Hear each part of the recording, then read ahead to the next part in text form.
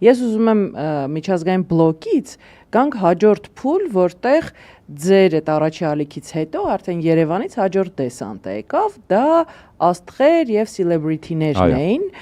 որոնք 3-4 օրում արդեն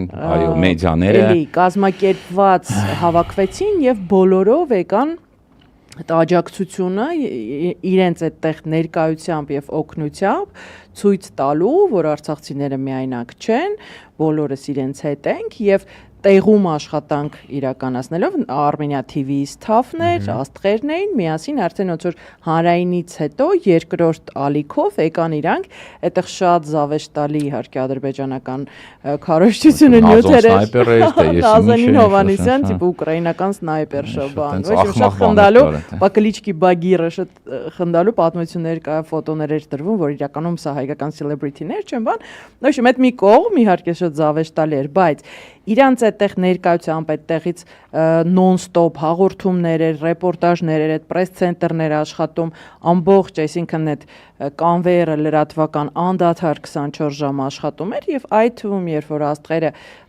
Արցախում տեղում տարբեր քաղաքներով պատտվում էին, մարդկանց հետ էին շփվում, զինվորների հետ էին շփվում ցույց տալու համար այդ պատժական մեծից փոքր դա շատ կարևոր էֆեկտ էր տալիս, հա, որ մարդիկ զգում էին, որ իրենց չեն թողել մենակ, որ բոլորս իրանց հետ ենք, որ բոլորս իրանց հետ կիսում ենք այդ բոլոր բարդությունները, դժվարությունները եւ ծանրությունը, ուղղակի որ ես չեմ բանալ դա այտենց իմ բանով անցել է, հիշում եմ, չէ, հիշում եմ, ողջունենք, այո, Ռուբենին ողջունենք, դա էլ իր կազմակերպածն Արմենիայի ժողովուրդն էլ, բոլոր հեռուստաընկերություններն էին այդտեղի դեպ, ես բոլորին հիշում եմ աշխատելուց, որտեվ շատ իրոք ես ելել եմ ասում։ Ու հետո նիկոլական բարձվեց, հա, նիկոլական դարձած աստղերը, որոնք այդ ժամանակ չեկան եւ բավականին այտենց հեգնանքով էին արտահայտվում գնացողների մասին, հետագայում նաեւ հասկացանք խի իրանք այնտեղ չէին, էլի։ Դե գիտես, բայց էլի եմ ասում,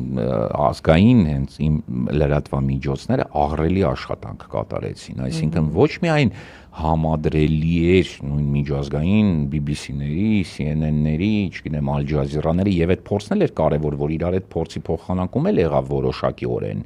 բայց մեր բազմաթիվ լրատվամիջոցներ շատ ավելի, ինչ ասեմ, գուցե որոշ հարցերում ավելի պրոֆեսիոնալ էին գտնվում, քան ենթադրենք շատ միջազգային լրատվան, դա հպարտության առարկա էր իհարկե, որ մեր այդ ձորքերն էլ են իրենց տեղում, էլի, ու հետագայում 16-ին ապրիլի եթե չեմ սխալվում, մի հատ շատ հայտնի ռեսուրս կար Եվրազիա.net-ը, որը որ իր ֆինանսավորման պատճառով, եթե չեմ սխալվում, Սորոսի հիմնադրամից հիմնականում ֆինանսավորվող աղբյուր էր, չէր կարող ի սկզբանե հայանպաստ որևէ բան գրել, տպել կամ տարածել, բավականին ծավալուն այսպիսի նյութեր գրել, թե ով հաղթեց տեղեկատվական պատերազմում եւ հանգում էր այն եզրակացության, որ հայկական կողմի տեղեկատվական եւ հակազդեցության եւ տեղեկատվական իր օրակարգի առաջ խաղացման տեսանկյունից հայկական կողմը անշուշտ առավելություն գրանցեց այդ հակամարտության ընթացքում եւ դա փաստացի արձանագրում էր իր փորձագիտական բանով տեսակետներով նես չի որ տենց շատ բաներ առիթ էր շատ ուրախանալու, բայց փաստ էր, որ ըստ էության ոչ այդքան մեր հանդեպ լոյալ կառույցը նման գնահատականներ է տալիս։